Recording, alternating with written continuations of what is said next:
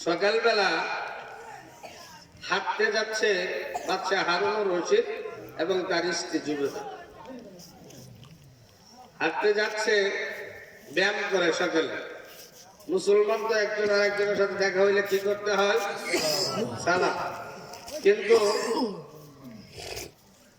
এখন তো new modern, দেখবে গুড মর্নিং, শুভ সকাল, দুপুরে মরেন, বিকেলে জাহান্নামে জানান দিবেন, আর সালাম দিবেন আসসালামু আলাইকুম। মৃত্যু পরে, হাসরে, কবরে, মিজানে, ফুলসিরাতে, জান্নাতে সবখানে আল্লাহ আপনার উপর রহমত নাযিল করবেন। আগের জামানার নিয়ম ছিল, পুরুষ যাইতেন আগে, হাতে থাকতো ব্যাগ, মহিলা যাইতেন পিছনে, কুলে থাকতো বাচ্চা। এখন এটার সামনে উল্টা। এখন বর্তমান জামানা মহিলা যাইবে আগে, হাতে থাকবে একটা কি ব্যাগ, পুরুষ যাইবে পিছনে, কুলে বাচ্চা এবং বড় এক ব্যাগ। কথা ঠিক? আমরা কিছু কইলে মুখে আমি আর ঠিকঠাক জায়গা মতো ঘুরেন। কথা বুঝতেছেন আমার? জামানা ঠিক আছে না উল্টে গেছে? জামানা উল্টে গেছে, মানুষ সব উল্টে গেছে। আগে যারা কোন দিন হইতো এরকম তো দিন এখনো হয়, রাত্র হইতো এখনো হয় না, বর্তমানে এদিকে উল্টা। তাহলে মানুষ উল্টে গেছে, জামানা ঠিক আছে। তো হারুনুর রশিদ যখন আগে যাচ্ছে, স্ত্রী পিছনে, হারুনুর রশিদকে ভাগ হলে কয়, এই তুমি জান্নাত কিনবা নাকি? কই জান্নাত? ওই যে মাটিতে ঘর বানাইছি। ছাগলে কি রাখে, ছাগলে কি রাখে, এটা কেন কথা? আর স্ত্রী কিনতে চাইতেছে, পিছন দিক থেকে আসে, স্ত্রীর ধমকতে চলে গেছে সামনে দূর বাইরে। তো তার স্ত্রী বললো, আমার কাছে তো টাকা নাই, গলার হার আছে, কইটা দিল, গলার হার দিয়ে দিলে। এবার রাতের বেলা বেগম সাহেব আর বাদশাহ যখন একসাথে শুইতে গেছে, দেখে গলাতে হার নাই। কি করলো, হার কোথায়? আমি তো জান্নাত কিনে আনছি, তো তুমি তো আর একটা ঘর, তুমি আবার জান্নাত তুমি কিনে আনলা, মাটির ঘর হয়ে গেছে, এত স্বর্ণ দামি জিনিসটা তুমি বিক্রি করে দিলা, এই মাটির ঘরের বিনিময়ে কিরা করবো? বাদশাহ রাতের বেলা যখন ঘুমাইতে গেছে, স্বপ্নে দেখে তার স্ত্রী জান্নাতের মধ্যে পাখি হইয়া উড়িয়া বেড়াইতেছে।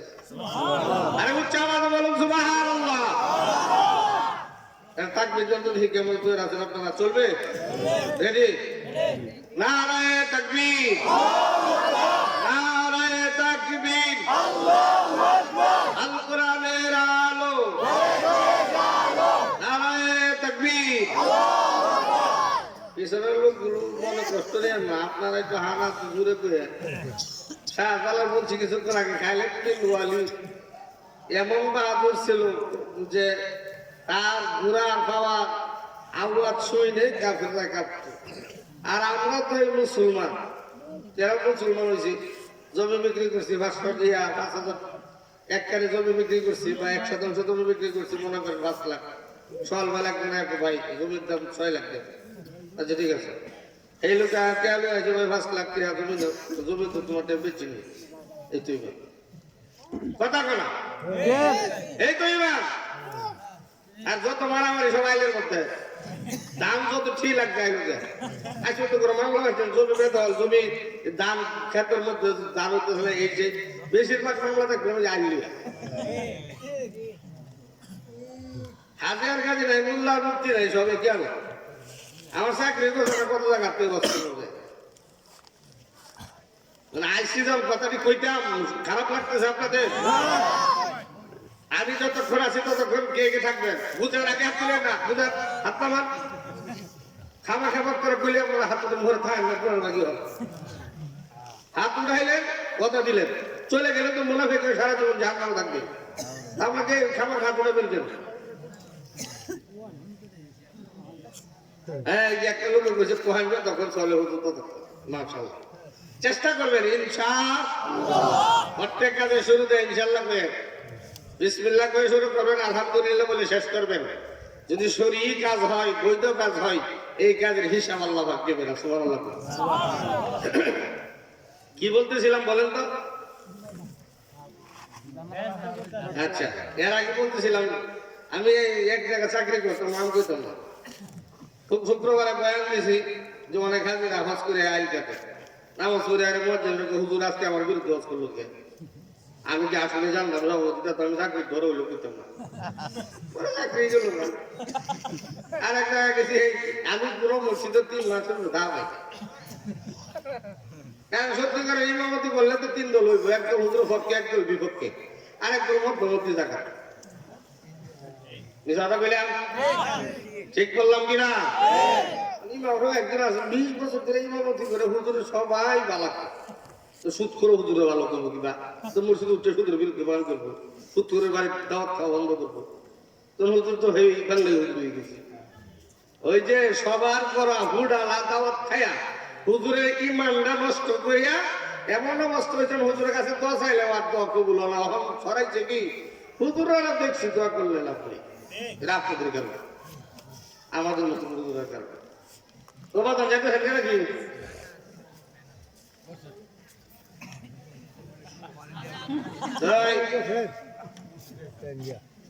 বাহালুল হারুনুর রশিদ দেখে তার স্ত্রী জান্নাতের মধ্যে পরের দিন বাদশা দুধ দিলেন যাই আগে দেখে পাগল আছে গর্বই ভাই আমার একটা জান্নাত দেব তো জান্নাত বিক্রি করে ফেলছি আমার রাজত্ব যা আছে সহায় সম্পত্তি যা আছে যা কিছু তুমি চাইবা সব নিয়ে যাও তারপরে একটা জান্নাত বিক্রি করো পাগলে বলে হযরত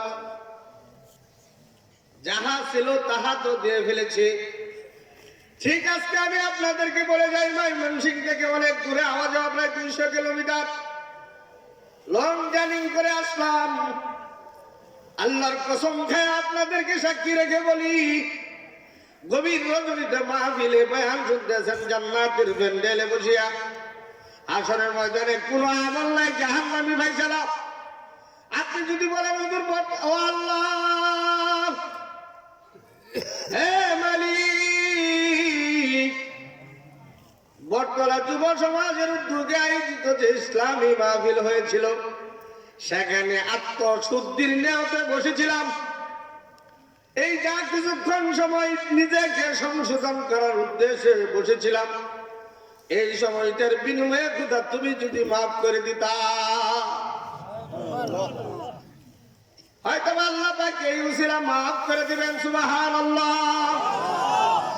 বলতে পারেন হুজুর দলিল কি কথা তো কইলেন হাদিসের মধ্যে রাসূল বলেন রহমতে হক বাহানা জুয়াত বাহানা মুমি জুয়াত তুমি হাসরের ময়দানে আল্লাহ পাক এই নবীর উম্মতের স্পেশাল একটা সার্কুলার দিলেন বিশাল এক অফার দিলেন ধামাকা অফার কি অফার রাস্তা দিয়ে একটা ছেলে হাইটে যাচ্ছে গরিব মানুষ তুমি 5 টাকা দিয়ে একটা গাইদা কিনা দিলা একটা টুপি কিনা দিলা প্যান্ডেলের মধ্যে যা জান্নাতের বয়ান জাহান্নামের বয়ান নিজেকে শুদ্ধ করার জন্য যায় 5 মিনিট বসছিলা এই সামান্য ক্ষুদ্র থেকে ক্ষুদ্র উসিলার কারণে আল্লাহ পাক মাফ করে দিবে সুবহানাল্লাহ এই জন্য বলছি আপনারা ইনশাআল্লাহ বসতে রাজি আছেন তো ইনশাআল্লাহ কারণ যুব সমাজের উদ্যোগে যে জান্নাতের প্যান্ডেল করছে এটা অনেক বড় একটা হিম্মতের ব্যাপার বর্তমানে এমন সময় কথা কইলেও বেরেক লাগে কথা কম লাগে আর নাইলে আপনারা পাবেন সেটা পারে ক্ষুদ্র থাকবেন ভোর একদিন নিউজ দেখবেন আমি ওই যে ইত্তাখানা মাহফিল করবার যাই ঈশ্বরগঞ্জ মোড়ে আটকে আপনার সঙ্গী কিচ্ছু জানি না আটকে উঠতে চাই না রাখতে দিল কেমন মজাটা হইতেছি আপনারা তো মনে করেন খুব শান্তি গাড়িতে সবাইকে বসে থাকতে থাকতে কোমরে হাত দিতে পারত কর্তৃপক্ষরা অনুরোধ করতে চাইছিলাম এসব করে আমার দিয়ে বাংলা কয়টা কথা কয়ে যাই গিয়া কিন্তু একবার লাস্টে ফেলাইছে নিদ্রা আপনারাও নিদ্রা আসরের মধ্যে তুমি ক্ষুদা যেহেতু এটা ফাল ছেলা নিদ্রা জান্নাতে আল্লাহ তুমি জাহান্নামে দিও না জান্নাতে দিও সবাই বলবো আমিন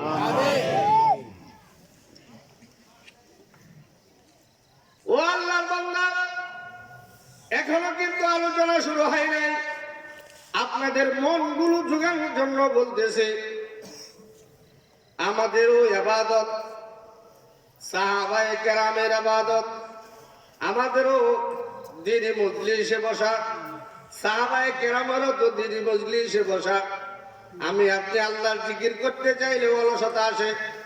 অনেক রিস্কাওয়ালা আছে, সিএনজিওয়ালা আছে, দেখবেন 1 সেকেন্ড মুখের ভিতরে জিকির বন্ধ নাই। আমার জীবনের বাস্তবতা আপনাদেরকে শোনাই। নোয়াখালীতে মাহফিল করতে যাইতেছিলাম। এক বৃদ্ধ, প্রায় 60 থেকে 62 বছর বয়স, কিন্তু শরীরের ভাঙ ভালো। বললাম, মুরব্বী একটু তাড়াতাড়ি যান মাহফিলে। কেন? আমি বললাম, জামাতে শহীদ নামাজ পড়বো। কেন শহীদ? উচ্চ আওয়াজে বলেন। বুড়া মুরব্বী আমার এমন এক শিক্ষা দিলেন যেটা মৃত্যু পর্যন্ত আর ভুলাম না। তিনি বলেন, হুজুর আপনি জামাত করার ফিকির করেন, আর আমি বুড়া মুরব্বী তকবীরে উলা করার ফিকির করি। সুবহানাল্লাহ। কথা কথা কইছি, আমি মুক্তি সাহেবের মন খাওয়া আছে। নামাজ পড়লেন, নামাজের পরে 20 টাকা ভাড়া দিলাম, 50 টাকা। 50 টাকা ভাই উনি খুশি হয়ে কইতেছে, হুজুর একটা ঘটনা কই, আপনি বিভিন্ন সময় মানুষ শোনাইতে পারবেন, এর লেগে আপনারা শুনাই দিন। বেটার মনে আশা করা হয়ে যাক, আপনারা দিল ঠান্ডা হয়ে যাক। কি দেখো আপনাদের দেশা বলা তো কিস্তা কর। আবার হইলে আপনারা যদি উঠা বসা করেন, আপনাদের বেইজ্জতি নষ্ট হবে। কথা বলেন, কারণ আমি আপনাদের এলাকা থেকে দূরে না, আপনাদের এলাকার জামাই। আমি আবার হুজুর হুজুর কেমন আমার শ্বশুর করে যাওয়া, এই ফজুদ্দিন সাহেব বয়ান করে গেলেন, ফখরুদ্দিন সাহেব আমার শ্বশুর, চাচা শ্বশুর। এখন যদি উঠাচড়া করেন তাহলে আপনাদের ইজ্জত নষ্ট হবে। জামাইয়ের সামনে যদি আপনারা উঠেন, চাচা শ্বশুর, চাচা শ্বশুর যেই লাগেন, দাদা শ্বশুর, তাহলে আপনাদের ইজ্জত আপনারা খাইবেন, আমার পিতা। বাকি সারা সময় যেটা কোন বিশ্বাস করেন। তো পুরা মুরব্বী বলে, মুফতি সাহেব আমি অনেক মদ খাইতাম, গাঁজা খাইতাম, হিরোইন খাইতাম। বিয়ে করার 20 বছর পর্যন্ত আমি খালি মদ খাই আর গাঁজা খাই। রাত্রির 12টা বাজে ঘরে আসি, 1টা বাজে ঘরে আসি, আসিয়া কোনো মতো শুয়ে থাকি। আর আমার স্ত্রী এমন একজন বুজুর্গ ছিল, আল্লাহ ওয়ালা ছিল।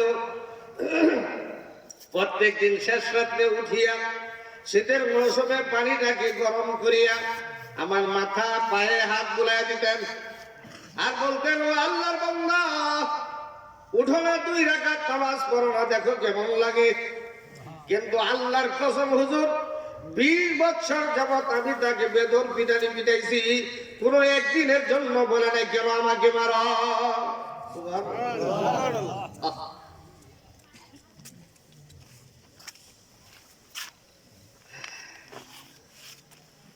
হুজুর 20 বছর পরে একদিন রাতের বেলা যখন মদ খেয়ে আসলাম, রাতের 4টার দিকে 3টার দিকে গরম পানি করিয়া আমার মাথা পায়ে হাত বুলাইয়া কান্দার বলে, ও বাবু, হাসরের ময়দানে জাহান্নামীর কয়েদির স্ত্রী হিসাবে উঠতে চাই না গো আল্লাহ, তুমি আমার স্বামীকে কবুল করিয়া নাও। এমন ভাবে সে কান্নাকাটি করতেছে, আমি মদখুর হইলেও তার কান্নাটা আমার দিলের মধ্যে আঘাত আসছে। সে আঘাত আসার পরে আমি বললাম, ঠিক আছে, আমাকে উযু করায় দাও। স্ত্রী বলে, তুমি তো মদ খাইছো না, বা গোসল করো। গোসল করাইলো, উযু করাইলো। এবার উযু করাইয়া আমাকে মুসল্লা বিছাইয়া দাঁড় করাই দিল। আমি এমন মগা, কোন দিকে ফিরে নামাজ পড়া লাগে তাও আমি জানি না। আমার স্ত্রী দাঁড় করাইয়া দিলেন। দাঁড় করানোর পরে তাকবীরে তাহরিমা বলার পর হাত কেমনে বাঁধতে হয় দেখাই দিলেন। এবার কেমনে সূরা পড়তে হয় বইলা দিলেন। আমি পারি না, খালি মুখ লড়াই। কিন্তু আল্লাহর কি কুদরত দেখলাম, আমার স্ত্রী পিছনে যাই নামাজ বিছায় কান্দে আর বলে, আয় আল্লাহ, জোরে ডাকবেন তো আল্লাহ, আর উচ্চ আওয়াজে বলুন না আল্লাহ, আর একবার ডাকবেন আল্লাহ। ওই মেয়ে কোনো বন্ধা যদি শেষ রাত্রে উঠে এইভাবে আল্লাহকে ডাকতে থাকে, ডাকতে ডাকতে যদি তার চোখে 1 ঘুটা পানি আসে, আল্লাহর কসম, ওই ব্যক্তি জাহান্নামে জ্বলবে না। জাহান্নামের বিবরণ যদি দেই, আপনি অর্ধেক পাগল হয়ে যাইবেন, এমন ভয়াবহ আকৃতি জাহান্নামে হবে। শুধু এতটুকু বলে রাখি, সামনে পরে বলবো জাহান্নামীরা কেমন মোটা হবে। ইমাম বুখারীর দুইটা কিতাব, একটা বুখারী আরেকটা কিতাব আছে, সেই নামটা খেয়াল নাই। ওই কিতাবের মধ্যে আছে জাহান্নামীদের আয়তন হবে 470 কিলোমিটার। 400 কত কিলোমিটার? 470 কিলোমিটার কি 3-4 কদমে হয়? 470 কিলোমিটার এরিয়া নিয়ে হবে জাহান্নামীদের একজন আয়তন। আল্লাহ। তো আমি হুজুর দেখলাম আমার স্ত্রী পিছনে মুসল্লাই যাই নামাজ বিছায়া খুব কান্দে আর বলে, আয় আল্লাহ, আমার দায়িত্ব ছিল তোমার বান্দাকে তোমার রাস্তায় দাঁড় করিয়ে দেওয়া, কবুল করার মালিক তুমি আল্লাহ। কবুল করার মালিক কে? উচ্চ আওয়াজে বলুন কে? আরেকবার বলুন না কে? হুজুর হ্যাঁ পর থেকে আমি নামাজ ধরলাম, আজকে 10 বছর যাই আল্লাহর কসমে গত নামাজের তাকবীরে ওলা ছুটে না। আর আমরা নামাজ পড়ি 1-2 হাত জায়গা যা কোনো মতো ঠুকুর দেই, ঠুকুর হতো দেই, এরপর বাড়িতে কি তো হইতেছে না হইতেছে এটা চোখের সামনে বাসা, এগুলো বাসা। বাড়িতে কোন কামলা হয়েছি দাম লাগাইতেছে, তাড়াতাড়ি নামাজ পড়ে কেমন আইবো, আবার যদি সুন্দর করে না করে মনে ন আয় আয় রেখান ছড়িয়া মাল পোষা দিয়ে লেগে লেগনি বাইরে কবিরা গুণা করে। আর একটা কবিরা গুণা কিন্তু 7,000 বছর জাহান্নামে যায়, এক কবিরা গুণা। হ্যাঁ গেলে মনে করতেছে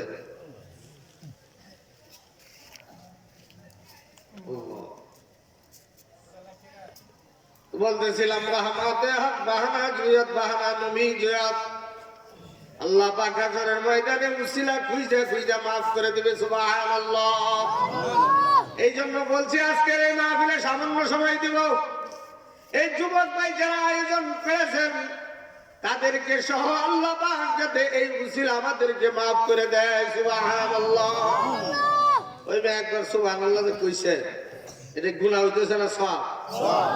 বেশিক্ষণ সময় আপনাদের নষ্ট করবো না। গুনাহ হচ্ছে না সওয়াব? কেমন সওয়াব? হাদিসের মধ্যে আসছে আসমান আর জমিনের মাঝখানে যত ফাঁকা আছে সব ফাঁকা টুকু নিয়ে আল্লাহ পাক বলছেন।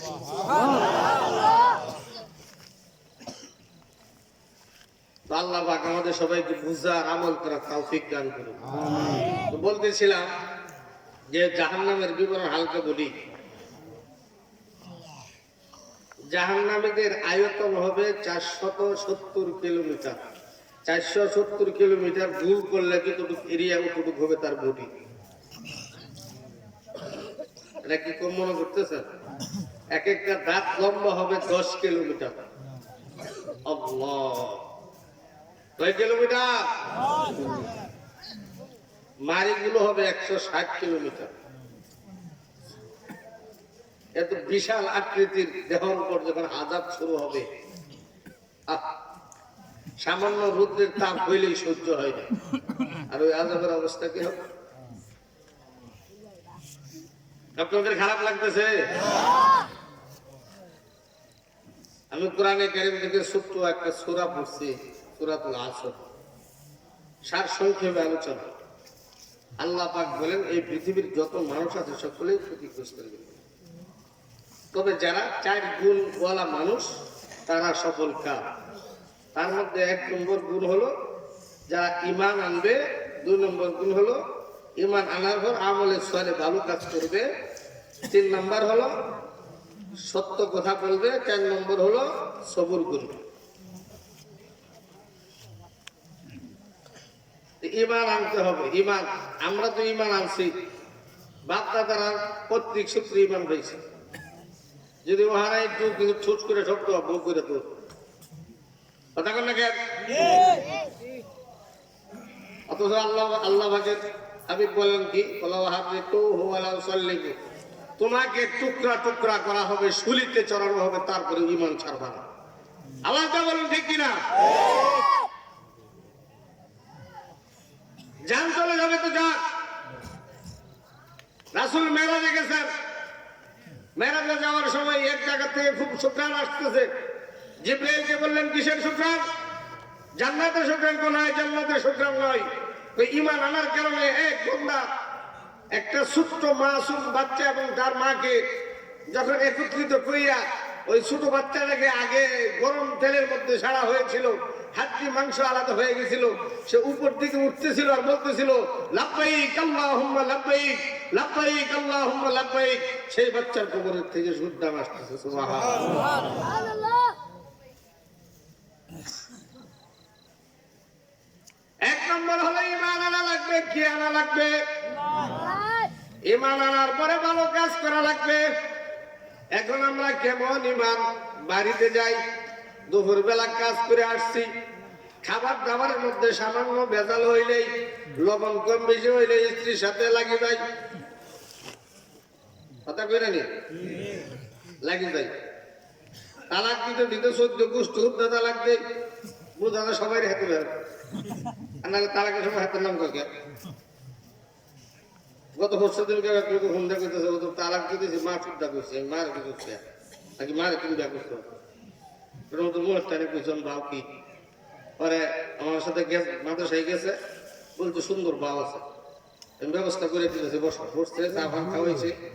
খাওয়ানোর পরে খুশি নিয়ম হলো, তুমি খাওয়ান ঘোরাকে ছেড়ে দিছো, আরেক বেটা যদি বিয়া করো কোনো সময় যদি সারে তাইলে আনসার, বা যদি তুমি আমার বিয়া হাতে রাজি, ওইটা কিটা করলেন ওইটাই। আর আমাদের ইল্লা কোন ঝরে দিকে ইল্লা বা ইল্লা কিসের? এখন ইল্লা আরেকটাকে বিয়া করাই হাতে একদিনে বললো এক করে সরে তো এরকম কোনো কিছু নেই। তাহলে সুযোগ খুঁজে আমরা তো পাইছি একটা আপন জনের মধ্যে হইলে তো কিভাবে সুরত বাইর করুন যা করে এগারে মাসালা কোনো আপন জনের সাথে কোনো সম্পর্ক নাই, শরীর বিধান যাবে সেটাই। আমার কথা বাদানরা বুঝতেছেন? তো বলছিলাম বাড়িতে যাই ধুমধাম শুরু করে দিই, অথচ সাহাবায়ে কেরাম এবং তাদের স্ত্রীদের সাথে কিরকম সম্পর্ক ছিল। ছোট্ট একটা কথা বলি হাদিসে, একদিন হযরত আলী রাদিয়াল্লাহু তাআলা আনহু রমজান মাসে সেহরি খায়া উনি মসজিদে চলে গেলেন। ওনার স্ত্রী ঘরের ভিতরে জায়নামাজ বিছায়া নামাজ দাঁড়াইলেন। ওনার স্ত্রীর নাম কি? ফাতেমা রাদিয়াল্লাহু তাআলা। বাজার এই যে ফাঁকা ফাঁকা জায়গা যায় খারাপ দেওয়া, একটু যদি আউটজে বইতেন সুন্দর হইত, একটু মেহরবানি করে একটু সম্ভব যদি আগে বইতেন, কারণ আল্লাহ মাফ না দেবে, মাফটা লুই এই যাই। আল্লাহ মাফ দিবে না তো সার পুরো মাফ দিবে। আমি মুসাফির মানুষ, দোয়া করবো, বলবো দিল থেকে দোয়া করবো আপনাদের জন্য। বাজার না মেহরবানি করে অনুরোধ করলাম সামনে চলে আসবে, খারাপ দেওয়া যায়।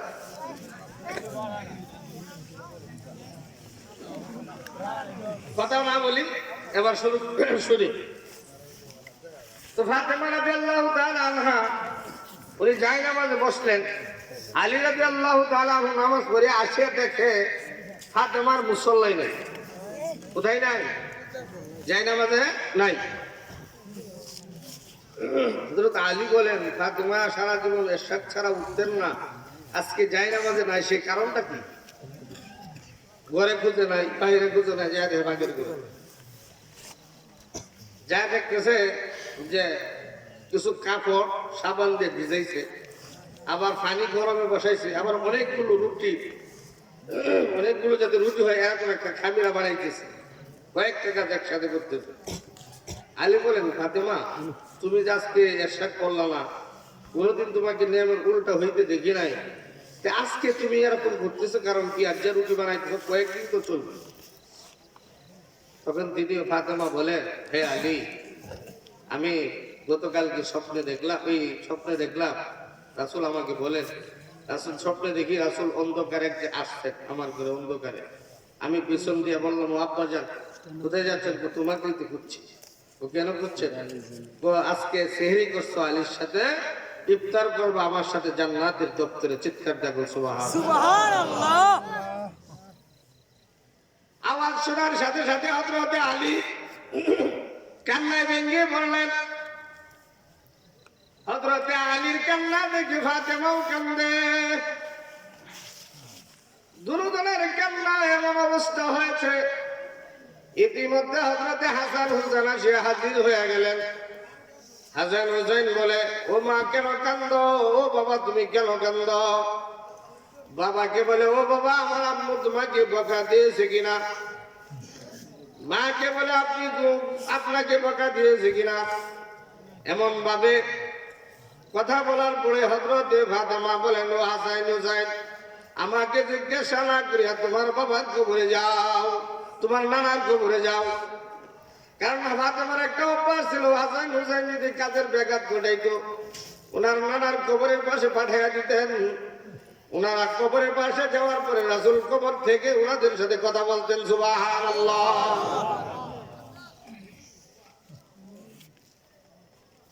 আবার হাসান হুসাইন কবরের পাশে গেলেন রাসূলের। রাসূল বলেন, হে হাসান হে হুসাইন ও আমার নাতি তাই তোমরা এখানে কেন আসছো? ও নানা আমার আম্মু তো আপনার এখানে পাঠিয়েছে, জলদি করে যাও, জলদি করে ঘরের ভিতরে যাও, তোমার আম্মুকে জীবনের শেষ দেখা দেখি নাও। ও নানা কি হয়েছে? আজকে ইফতারি করবে আমার সাথে জান্নাতের দপ্তরে, এর মানে ইফতারি সন্ধ্যার আজানের আগে ইন্তেকাল করবে, যা দেখার মন ভরিয়া দেখে নাও। এবার হাসান হুসাইন আসলেন, আসিয়া খুব কান্না করতেছে। ইতিমধ্যে হযরতে ফাতেমা আলীকে ডাকলেন, আলী কাছে গেলেন। যাওয়ার পরে ফাতেমা কয়েকটা কথা বললেন, তার মধ্যে এক নম্বর কথা বললেন, হে আমার প্রাণের স্বামী, বিবাহ হওয়ার পর থেকে আজ পর্যন্ত অনেকগুলো হক আপনার আদায় করতে পারি নাই। এই হক আদায় করতে যায় সামান্য পরিমাণ যদি ব্যাঘাত ঘটে, আসরের ময়দানে আমি ফাতেমার কারণে আমার আব্বাজান বেইজ্জতি হবে, মেহেরবানি আপনি আমাকে মাফ করিয়া দিন। হযরত আলী বলে, ও ফাতেমা প্রাণের স্ত্রী, তোমার যোগ্যতা আমি ছিলাম না, আল্লাহর নবী আমাকে তোমার যোগ্য বানায় তোমার কাছে আমার বিবাহ দিলেন, বিবাহ করাইলেন। তোমাকে বিবাহ করার পরে অনেক সময় এমন গেছে 2-3 দিন এক সপ্তাহ পর্যন্ত তোমাকে ভালো খাবার দিতে পারি নাই, ভালো একটা বিছানা দিতে পারি নাই, ভালো একটা খাদ্য আইনিয়া দিতে পারি নাই, ভালো একটা কাপড় দিতে পারি নাই।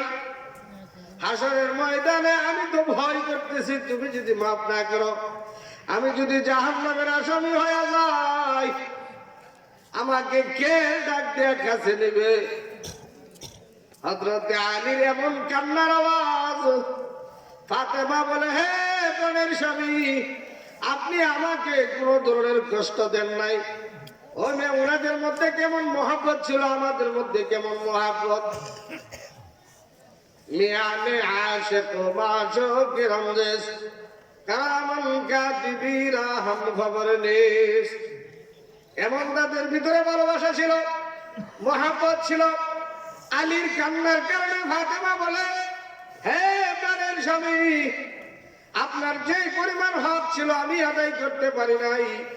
আলী বলে, আমি তোমার হক আদায় করতে পারি নাই। ওই মুহূর্তের সময়, ওই কঠিন মুহূর্ত যখন তারা দুইজন এরকম আলোচনা করতেছিল, এই আলোচনা আল্লাহ পাক খুশি হইয়া উভয়জনকে মাফ করে উচ্চ মাকাম দিয়া দিলেন। সুবহানাল্লাহ। আমরা একজন আরেকজনকে সাথ দিতে পারি না। আল্লাহ পাক বলেন, ইল্লাল্লাযীনা আমানু ঈমান আনবা, ঈমান আনার পরে ওয়া আমিলুস সালিহাত, ভালো কাজ করবা। কোন কাউকে গালি দিবা না, কারো দান খয়রাত করবা, মানুষকে যাত্রী ছাউনি বানায় দিবা, দান খয়রাত বেশি করবা, আলেমের সাথে সম্পর্ক রাখবা, কোন আলেমের সাথে হিংসা রাখবা না। ওই একটা জিনিস আপনি খেয়াল করুন, একজন আলেম আলিফ বা থেকে শুরু করে 12 বছর পরে সে আলেম হইল, মাওলানা হইল, এরপরে 5 বছর পরে হাফেজ হইল, আরো 2 বছর অতিরিক্ত লাগায় মুফতি হইল। তাকে যদি আল্লাহ কবুল না করতেন এই পরিমাণ যাইতে পারতেন না। আর আমি আপনি যদি খামাখা সমালোচনা করি, মানুষের সাথে এরকম বদগুমান আলোচনা করি, নিজে নিজে আমার জীবনটাকে ধ্বংসের দিকে ঠেলে দেই। এই জন্য সব সময় চিন্তা করা দরকার, আসমানের নিচে জমিনের উপরে আমার মতো হতভাগা কপাল পুরার কেউ নাই নাই নাই। আয় আল্লাহ মেহেরবানি করে তুমি আমাকে মাফ করিয়া দাও। কোন বান্দা যখন শেষ রাত্রে উঠিয়া তাহাজ্জুদের জন্য উঠে ঠান্ডা পানি দ্বারা উযু বানায়া মুসল্লাতে দাঁড়ায়, মুসল্লাই দাঁড়ানোর আগে আল্লাহ পাক তার জীবনের সমস্ত গুনাহ মাফ করে দেয়। সুবহানাল্লাহ। আমলে সালেহ করে যারা তারাই তো এরকম ভাবে মৃত্যুর সময় ঈমান নসিব হয়, এমন জান্নাতি মৃত্যু হয়, এমন জান্নাতি মৃত্যু হয় যে সারা দেশের মানুষ কাঁদে আর সে মৃত্যুর সময় হাসে। সুবহানাল্লাহ। ও আল্লাহর বান্দা, ইউসুফ জুলাইখার ঘটনা আমরা সবাই জানি। ওই ঘটনা থেকে সামান্য কথা একটা বলি আপনাদেরকে বোঝার জন্য। যখন জুলাইখা ইউসুফ আলাইহিস সালামকে পাওয়ার আশায় আজিজে মিশরের কাছে বিবাহ বসলেন, বসার পরে চতুর্দিক দিয়ে সকালবেলা হাঁটাচলা করেন। হঠাৎ করে দেখে মিশরের গোলাম হাটার মধ্যে ইউসুফকে আনা হয়েছে। কিসের জন্য? বিক্রি করার জন্য। জুলাইখা দেওয়ার দেখার সাথে সাথে বেহুশ হয়ে গেলেন। এবার হুশ আসার পরে তাকে কিনে আনলেন, ক্রয় করে নিয়ে আসলেন। সংক্ষেপে বলতেছে তো আল্লাহ পাক বলেন, ও দুনিয়ার মানুষ, সামান্য ইউসুফের সৌন্দর্য জুলেখা দেখে বেহুশ হইল। আর জান্নাতের মধ্যে 70 থেকে 72টা বউ পাইবা। এক একটা বউ 140টা 70 জোড়া কাপড় পরিধান থাকবে। এমন সুন্দর, এমন সুন্দর যে সুন্দরের বিবরণ দেওয়া অনেক কঠিন। তো আল্লাহ রাব্বুল আলামিনের হাবিব বলেন, ও আমার সাহাবায়ে কেরাম, তোমরা এখানে সামান্য জুলেখা এরকম ইউসুফে জুলেখাকে দেখে বেহুশ হয়ে গেল।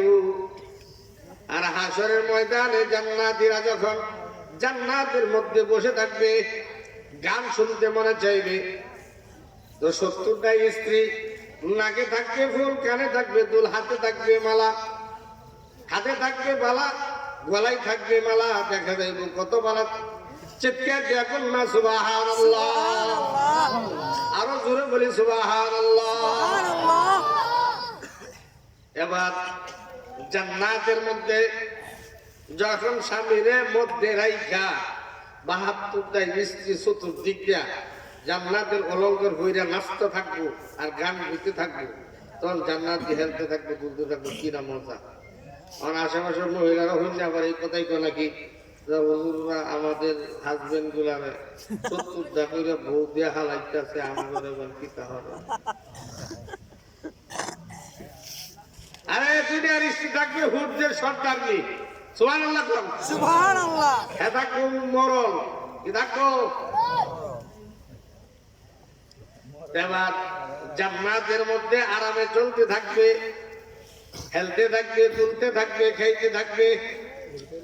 আল্লাহ পাক বলবেন, সংক্ষেপে বলছি, আল্লাহ রাব্বুল আলামিন বলবেন, ও জান্নাতীরা আরো কোনো কিছু পাওয়ার আছে কিনা? সকল জান্নাতীদের মধ্যে তখন 2 দল হইব। কয় দল? আইবে কথা কোন? কয় দল? বাংলাদেশে কয় দল? আওয়ামী লীগ কোন, বিএনপি কোন? আমরা সবাই আল্লাহর রাসূলের কি দল? আমরা কোরআনের দল, হাদিসের দল। কোরআন আছে যেখানে আমরা আছি সেখানে, কোরআন নাই যেখানে আমরা নাই সেখানে। বুঝে শুনে কইতেছেন তো? আবার সাহেব দরবারিয়ার না সামনে ওই যে আব্দুল কাইম সাহেব হয়ে গেছে, 3য় বিশ্বযুদ্ধের সময় গেছে। ওই সময় ইমান কার কথা নেই, কেউ বাড়ির ধরে। আরেকবার দেখছেন না, বয়ে কব্বরের মধ্যে মানুষ কব্বর কইরা চাউল দেখে উঠছে ধরে। ইমান কারি করে আজ জায়গা ঘটনা শেষ করে দিই। তারপর জান্নাতের মধ্যে আরামে ঘুরতে থাকবে, হেলতে থাকবে। আল্লাহ বলবে আরো কিছু যাওয়ার আছে কিনা? একদল বলবে নাই ভাইছি জান্নাত, আর একদল বুথুরু। কারণ सबसे बेहतर नियामत दीदार तो रुखसार से बुरका का जरा पर्दा हटा दो बिल्लाही मुझे हुस्ने खुदा दाद दिखा दो सुभान अल्लाह আল্লাহ শীতের মৌসুমে ঠান্ডা পানি দ্বারা ওযু বানায়া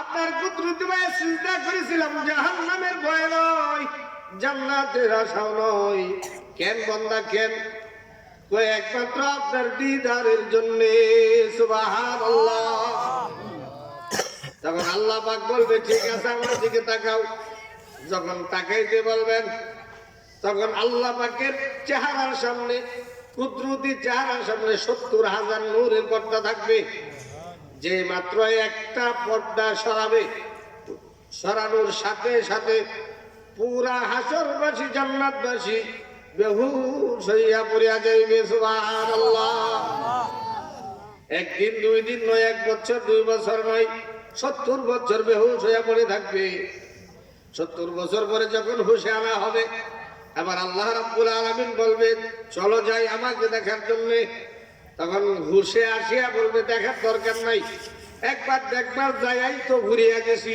বেহুশ হইয়া গেছি পারে না আমার নূর হলো 2 প্রকার কয় প্রকার একটা নূর হলো নূরে জালালি যে নূরটা আমি সূর্য দিয়ে প্রকাশ করেছি যার ফলে দেখবেন সূর্যের দিকে এক মুহূর্ত তাকাইলে ঘরে অন্ধকার দেখা যায় আর একটা নূর হলো নূরে জামালি যেটা আমি চন্দ্র দিয়ে প্রকাশ করেছি যার ফলে দেখবেন ঘন্টার পর ঘন্টা দাদু যারা আছেন নানি যারা আছেন নাতিনদেরকে উঠানের মধ্যে শোয়া চাঁদের দেশের পরিবার কিচ্ছা শোনা কোনো ক্ষতি হয় না ঠিক কিনা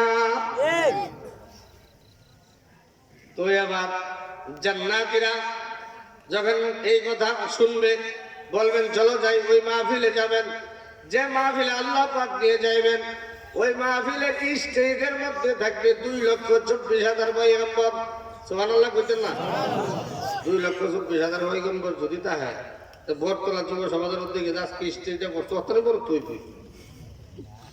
হ্যাঁ আরো অনেক বড় বলি তাহারা কিছু কইেন না তোমার দিতে হিকি থাকতো 2,24,000 নবীরা যে স্টেজে থাকবে এই স্টেজের মধ্যে চেয়ার থাকবে 2টা কয়টা কয়টা জোরে বলুন কয়টা একটা চেয়ার হলো সভাপতি লা ইলাহা ইল্লাল্লাহ আর একটা চেয়ার হলো প্রধান অতিথি মুহাম্মাদুর রাসূলুল্লাহ চিৎকারটা বলা যাবে কি সুবহানাল্লাহ আবার চেয়ারের মধ্যে আসন গ্রহণ করা হবে স্টেজের সামনে থাকবে ফার্স্ট ক্লাসের জান্নাতি এর পিছনে থাকবে থার্ড ক্লাসের জান্নাতি তারপর আল্লাহ রাব্বুল আলামিন বলবেন যে ও জান্নাতের খাদেমরা কাহারো হাতে মটকা দাও কাহারো হাতে জগ দাও কাহারো হাতে গ্লাস দাও এবার মটকাওয়ালারা জগওয়ালাদের জগ গ্লাস জগওয়ালারা গ্লাসওয়ালাদের গ্লাসে ভরে দিবে একটা শরবত সেই শরবত হলো শরাবান তাহুরা দুনিয়াতে যারা মদ খায় গাঁজা খায় দুনিয়াতে যারা সুদ ঘুষ খায় হাসরের ময়দানে সেই পবিত্র শরাব পাইব না বুঝা হইন না গায়েন কোন দিকে যাইতেছি তো এবার এই হাতের মধ্যে দেওয়ার পরে জান্নাতের খাদেমরা বলবে মুখের মধ্যে এখনো লাগাইবে না যতক্ষণ না হুকুম হয় এবার ঠোঁটের কাছে আইনে ধরে রাখবে আবার আল্লাহ রাব্বুল আলামিন বলবেন ও জিবরাইল তোমার সুর তো অনেক সুন্দর তোমার সুর তো কেউ শুনে নাই আমার উম্মতরা একটু আমার নামে হামদে বারি তাআলা পরিবেশন করো এবার হামদে বারি তাআলা যখন পরিবেশন শুরু হবে এই দিকটা শরাবান তাহুরা মুখের মধ্যে লাগাইবে লাগানোর সাথে আল্লাহ পাকের প্রেমে পুরা অন্তরটা ভরপুর হয়ে যাইবে সুবহানাল্লাহ সেই জান্নাতে কারা কারা যাইতেছে হাত তুলে তো দেখি জান্নাতে কারা কারা যাইতেছে এরও আত্মচিন্তা ফিকির করে রেখে নারায়ে তাকবীর আল্লাহ পাক আমাদের সবাইকে কবুল করুন তো এবার আল্লাহ রাব্বুল আলামিন দাউদ আলাইহিস সালামকে বলবে হে দাউদ তোমার কণ্ঠ এমন সুন্দর ছিল আমি আল্লাহ দিয়েছিলাম তোমার কণ্ঠের আওয়াজ শোনার জন্য সমুদ্রের মাছগুলো কিনারায় চলে আসতো বাকিগুলো বসে যেত কিন্তু আমার বন্ধুর উম্মতেরা তো শুনে নাই আজকে একটু তেলাওয়াত করে শোনাও কিতাবের মধ্যে আসছে যখন আল্লাহ হুকুম দিবে হুকুম দেওয়ার সাথে সাথে হযরতে দাউদ আলাইহিস সালাতু ওয়াস সালাম পুরা 30 পারা কোরআনের হাফেজ হয়ে যাইবে। সুবহানাল্লাহ। আমি তো একটা ঘটনা সূত্র করে মাঝখানে মনোযোগ করতাম নি। এক বেটা বের হচ্ছে। কি করছে? কেডা বের হচ্ছে? বেড়া বের হওয়ার সারা করে ব্যাক করলে তো বেড়াই হয়ে যায়। বুঝে না যায় ব্যাক করার পরে পাঁচশো করে যখন গেছে স্ত্রী কইছে তুমি তো নন হাফেজ। হাফেজ না, আমি তো হাফেজ। আমি কোরআনের উপরে কিছু রাখুন জানি, কোরআনের উপরে আর কোরআন রাখুন কিতাব বইটা নেই। কে বলেন? ঠিক না? কোরআনের উপরে কোরআন রাখুন। আগের সময় তো বেয়া হইলে বাইকটা কোরআন ও যারার করো আছে মাকড় ফেল জাল বানায় শেষ পরে একটা সিরা বেরার সময় মসজিদে হতে যা। আচ্ছা মসজিদে তোর সিরা কোরআন ঘর বলে মসজিদ হয়ে গেছে। এবার স্বামী তখন করে গেছে আটকে, স্ত্রী তো কিছু কোরআনের কোরআন রাহুল যা, অন্য কিছু রাহুল জানা। বেড়া তো হাফিজ না, বুঝতেছেন না কথা আমার? বেড়া তো হাফিজ না। গেছে এক বুজুর্গে ধরলো, যাক হুজুর আমি তো বিপদে পড়ছি। তো কি বিপদ? এই ঘটনা অত তো তোমার জায়গা টাটকাই দিছে। আচ্ছা এক কাজ কর, আজকে ফজরের নামাজটা আমার ডান পার্শ্বে করল। সে রেডি হইয়া মনের মধ্যে তো বিরহ জ্বালা আগুন, কতক্ষণে হুজুরের আদর দিব হজরে। এবার হজরে আদর নেওয়ার পরে যায় বসে আগে বলার পরে হুজুর যে হজরের সালাম ডান দিকে ফিরাইছিলেন, ফিরানোর সাথে সাথে ডান পার্শ্বে যতগুলো মুসল্লি ছিল সকলেই কোরআনের হাফেজ হয়ে গেছে।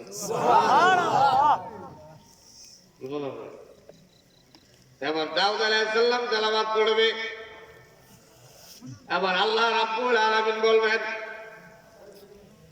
হে বন্ধু এই কোরআনের জন্য আপনি নাকি কষ্ট করলেন।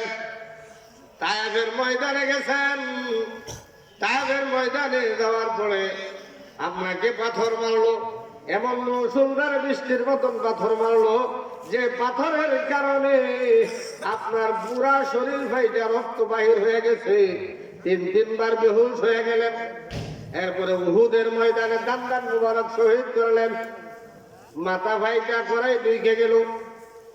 এই কোরআন আপনি যেভাবে ভালো যেভাবে পড়তে পারবেন অন্য কেউ এইভাবে পড়তে পারবে না। এবার আমাদের নবী সরকারে দু আলম নবী সাল্লাল্লাহু আলাইহি ওয়াসাল্লাম কোরআনে কারীমের সূরা ইয়াসিন তেলাওয়াত করবে। কি তেলাওয়াত করবে?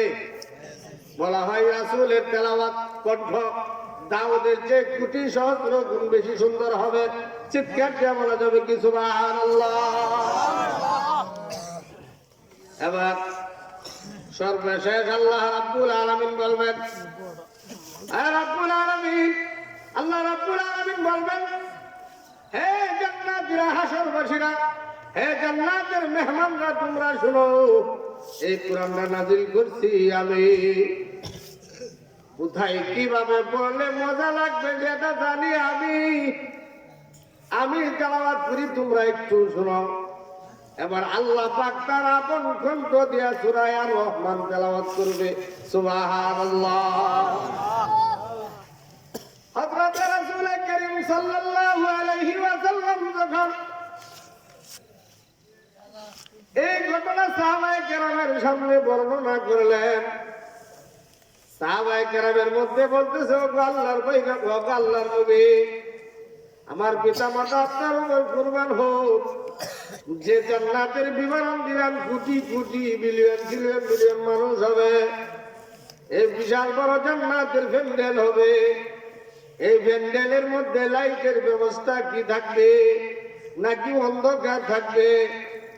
সরকারে দু আলম নবী বলেও আমার সাহাবায়ে কেরাম শুনো, ওই পুরা প্যান্ডেলের মধ্যে কোনো এনার্জি বাল্ব থাকবে না, কোনো কারেন্ট থাকবে না, বৈদ্যুতিক কোনো জিনিস থাকবে না, সৌরবিদ্যুৎ থাকবে না, কোনো কিছুই থাকবে না। তাহলে আলোকিত কেমনে হবে? মোমবাতি নাকি কিছুই না। আমি নবী মুহাম্মদুর রাসূলুল্লাহ সকলে বলি সাল্লাল্লাহু আলাইহি ওয়াসাল্লাম। আমি নবী মুহাম্মদুর রাসূলুল্লাহ সাল্লাল্লাহু আলাইহি ওয়াসাল্লামের চেহারার আলো দ্বারা পুরা মাঠ আলোকিত হয়ে থাকবে। সুবহানাল্লাহ।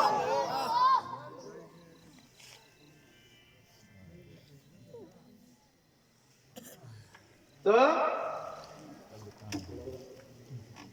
তো জান্নাতীরা, ওই জান্নাতের মধ্যে আমরা যাইতে সবাই রাজি আছি তো ইনশাআল্লাহ। আপনারা যারা বলছিলেন যে হুজুর আপনার বয়স যতক্ষণ আছে আছি, এইটা না, বলছিলাম যতক্ষণ চলবো ততক্ষণ থাকবে। আমার ঘরে যে সাইকুল হাদিস সব আছে, নসিহত করবেন আপনাদেরকে, কতক্ষণ লাগবে। এই জন্য বলছিলাম গভীর রজনীতে উঠিয়া 2 রাকাত নামাজ পড়িয়া আল্লাহর কাছে যদি কান্নাকাটি করে আর 2 হাত তুলিয়া যদি বলি আদর রিয়া মানুষ আল্লাহ বানায়া কেমনে দিবা জাহান্নামে ফেলিয়া, সকলেরই দরজা হইতে আল্লাহ ফিরিয়া তোমার ওই দরজাতে রইলাম আল্লাহ পড়িয়া। কত গুনাহ করছি মাওলা জীবনে, মাফ করিয়া দেন গো মাওলা নিজ গুণে। বন্দা যখন জাহান্নামে জ্বলিবে কেমনি আপনি তাহা সহিবেন। আয় আল্লাহ, যে যুবকরা এই মাহফিলের আয়োজন করলো, ইচ্ছা করলে গানের আয়োজন করতে পারত, ইচ্ছা করলে যাত্রার আয়োজন করতে পারত, নাটকের করতে পারত, সব কিছু বাদ দিয়া যারা এই গানের আয়োজন বাদ দিয়া জান্নাতের প্যান্ডেলের আয়োজন করেছে, জান্নাতের মজমার আয়োজন করেছে, জান্নাতে যাওয়ার মাধ্যম করে দিয়েছে। আয় আল্লাহ, আমি মুসাফির হইয়া তোমার বন্দাদেরকে নিয়ে তোমার কাছে মিনতি চাইলাম, শেষ ফরিয়াদ জানাইলাম। এই যুবকদেরকে নিয়ে আমাদের সবাইকে একসাথে জান্নাতুল ফেরদাউসে যাওয়ার তৌফিক দান করি আল্লাহ। আয় রব্বে কারীম, যে যুবকরা আয়োজন করেছে প্রত্যেক যুবকের দিলের নেক মাকাসিদ আল্লাহ পুরা করে দিও। এক একজনকে আল্লাহ দেশের বড় খাদেম হিসাবে কবুল করে নিও। তাদের আব্বা আম্মা যাদের কবরে আছে, কবরগুলো জান্নাতের বাগান বানায় দিও আল্লাহ। তো আল্লাহ বান্দা, আমি কোরআনের একটা ছোট্ট আয়াত যে সূরা তেলাওয়াত করেছিলাম। 1 নম্বর হলো আমার ঈমান আনা, 2 নম্বর হলো ঈমান আনার পরে আমলে সালেহ করা, 3 নম্বর হলো ওয়াতাওয়াসাউ বিল হক, হকের উপরে থাকা। যদি হকের উপর থাকার কারণে আপনাকে শুলিতে চড়ানো হয়, টুকরা টুকরা করা হয়, তারপরে আপনি ঈমান ছাড়বেন না, ঠিক কিনা বলেন? 4 নম্বর গুণ হলো সবুর করা। আপনাকে নির্যাতন করা হইলে সবুর করবেন। ওই যে আপনি যত আপনি সবুর করবেন, আল্লাহ পাক বলেন বান্দা তুমি সবুর করো, ইন্নাল্লাহা মা'আস সাবিরিন, আমি আল্লাহ তোমার সাথে আছি। হাসরের ময়দানে তুমি হাসতে হাসতে আমি আল্লাহ পাকের তৈরি জান্নাতে চলে যাইবে। সুবহানাল্লাহ।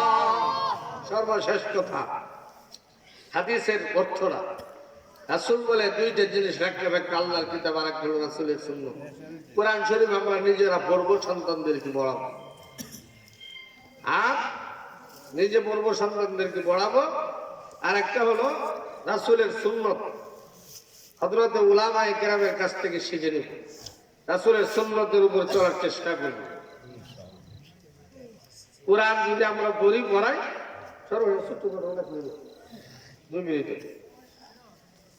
এক আল্লাহর বান্দা মারা গেছে, কবরের মধ্যে শুকনা, সংক্ষেপে বলছি, পরে খোঁজাখুঁজি করে দেখা গেল তার কবরের ভিতরে যখন তাজা তাজা ফুল, পরে খবর নিয়ে দেখে সে প্রত্যেকদিন আল্লাহর কোরআন শরীফ হাতে নিয়ে করত। যে এটা তো আল্লাহর কালাম, আমি পড়তে জানি না, এটা আল্লাহর কালাম আমি পড়তে জানি না। তখন কারি তৈয়ব সাহেব রহমতুল্লাহ আলাইহি দারুল উলুম দেওবন্দ মাদ্রাসার 5 নম্বর প্রিন্সিপাল, তিনি বলেন আল্লাহ এই উসিলা তাকে মাফ করে দিয়েছে। সুবহানাল্লাহ।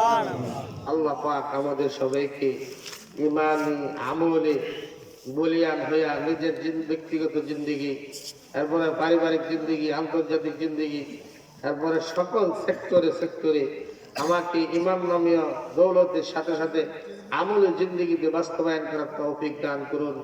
আমিন। ওয়া আলাইনা ইল্লাল্লাহ। আসসালামু আলাইকুম ওয়া রাহমাতুল্লাহি ওয়া বারাকাতুহু।